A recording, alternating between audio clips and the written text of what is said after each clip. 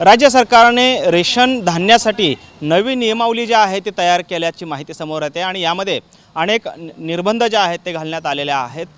खरं तर ज्यांच्या घरी चारचाकी आहे, ज्यांच्या घरी दुचाकी आहे, याशिवाय जे इन्कम टॅक्स भरतात अशांना आता रेशनचं धान्य जे आहे ते मिळणार नसल्याचं राज्य सरकारने निर्णय जो आहे तो घेतलेला आहे। मात्र या निर्णयाविरोधात आता रेशन कार्ड धारक जे आहेत ते आक्रमक झालेले आहेत।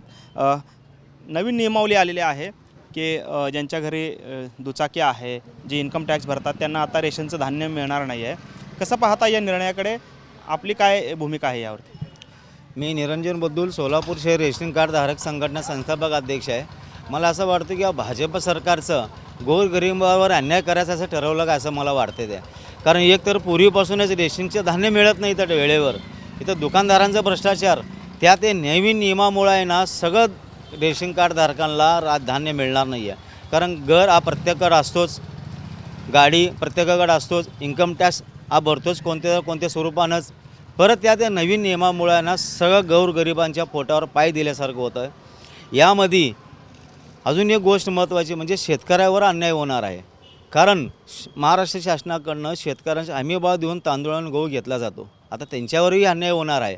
म्हणून माझी भाजप सरकार अशी विनंती आहे की हा नियम ताबडतोब रद्द करावा, लागू करू नये, अन्यथा महाराष्ट्रभर रेशन कार्ड धारक रस्त्यावर उतरल्याशिवाय राहणार नाही।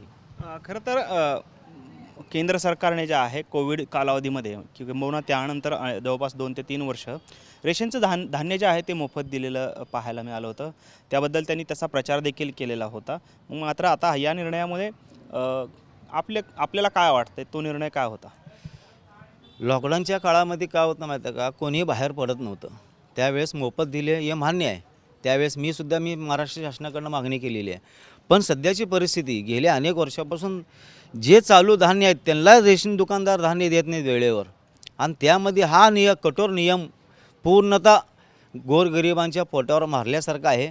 म्हणून हा जो नवीन नियम लागू होणार आहे, लागू होता कामा नये। काही महिला सुद्धा या ठिकाणी आहेत। तुमच्या बजेटवरती आता कुठंतरी गंडांतर येणार आहे, कारण तुमच्याकडे गाडी असेल, घर असेल, तर तुम्हाला आता रेशनचं धान्य मिळणार नाही आहे। तुमचं कशा पद्धतीने नुकसान होणार आहे काय? घर, गाडी ह्या सर्व कॉमन गोष्टी आहेत, त्या सर्व गरीब घरातसुद्धा आहेत। पण ह्याच्यामुळं कसं आहे, आर्थिक बजेटवर मारा होणार आहे। लोकांना पूर्णतः ते बंद होणार असल्यामुळं कसं आहे, पूर्ण पैसे देऊन धान्य घ्यावे लागणार आहे। मग धान्य घ्यावे लागणार म्हटल्यावर आर्थिक बजेट पूर्ण कोलमतं आहे। आणि मग गरीब जे कमी म्हणजे अगदी कमी पगारात काम करणारे असतात त्यांच्या घरात पूर्ण प्रॉब्लेम निर्माण होतात। लहान मुलं असू देत, मोठे माणसं असू देत, सगळ्यांवरच हा परिणाम होतो आहे। पण मग तुमचं जर का घर वडिलोपार्जित असेल, आता ते तुमच्या नावावर झालेलं असेल, तरी तुम्हाला देखील ते धान्य मिळणार नाही आहे, कसं पाहताय का? हे कसं आहे, घर तर कॉमन सगळ्यांकडे असते, मग ते वडिलोपार्जित असू दे नाही तर स्वतःचं असू दे, घर असते, घर सगळ्यांकडेच असते। मग त्यामुळं हा नियम तर जाचक आहे हे मला मान्य आहे। गाडी पण कॉमन असल्यामुळं हा पण नियम जाचक आहे। कर तर कुठल्या स्वरूपात आपण भरतोच, असं नाही की कोणी कर भरत नाही अशातला भाग नाही। त्यामुळे सगळेच नियम जाचक आहेत, हा मान्य आहे। सरकारी नोकरदार असू दे त्यांच्यावर नियम घाला, मान्य आहे मला, पण हा नियम रद्द केला पाहिजे असं मला वाटतं। मावशी, काय तुमचं कसं बजेट कोलमडणार आहे? हा नियम आल्यानंतर तुम्हाला धान्य मिळणार आहे का? तुमच्याकडे काय घरी गाडी, घर आहे का? गाडी आहे, कर पण स्वतःच आहे, तरीसुद्धा हे असं नियम हे लागू करायचं मला पण हे होऊ शकत नाही। कारण का आम्ही बिडी करतो, उन्हात नाही यावं म्हणलं तर गाडी लागतेच ना, बिड्या करून माप देऊन यावं लागलं। तुम्ही काय काम करता? बिड्या करतो। बिडी नाही केली एक दिवस तर घर चालते का? नाही चालत। आता हे रेशनचं धान्य पण जाणार आहे तुमचं, अशी चर्चा आहे? आमचं तर चालत नाही, कारण का अजून माझ्या नवरा तर एक्सपायर झालेला आहे। मला तसं होऊ देऊ नका म्हणून असं जेवढी इच्छा आहे। सरकारला काय विनंती आहे तुमची? गाडी नाही, टू व्हीलर नाही, घर नाही स्वतःचं, धान्य कसं यावं, आम्हाला धान्यही नाही। मग आता जर का ज्यांच्याकडे गाडी आहे त्यांच्याकडे आता त्यांना धान्य मिळणार नाही, किंवा जे उत्पन्नाचा कर भरतात, इन्कम टॅक्स भरता आहेत, त्यांना सुद्धा मिळणार नाही आहे। मग ते जर बंद झाल्यानंतर तुमच्या घराचं बजेट कसं असणार आहे?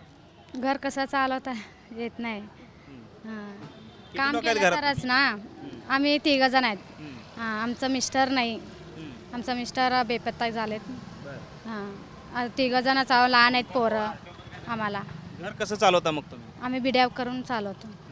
मग धान्य धान्य येतच नाही ना आम्हाला। चौकशी केलं दिन आहेत त्यांनी.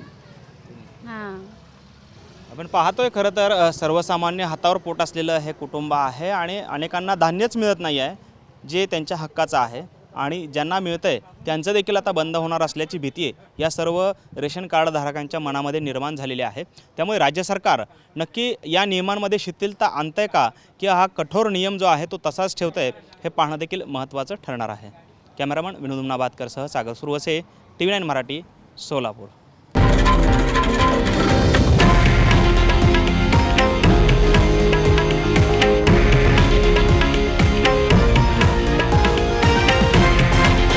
हे आहे देशातील नंबर 1 न्यूज नेटवर्क आणि आपण पाहत आहात TV9 मराठी, एकमेव.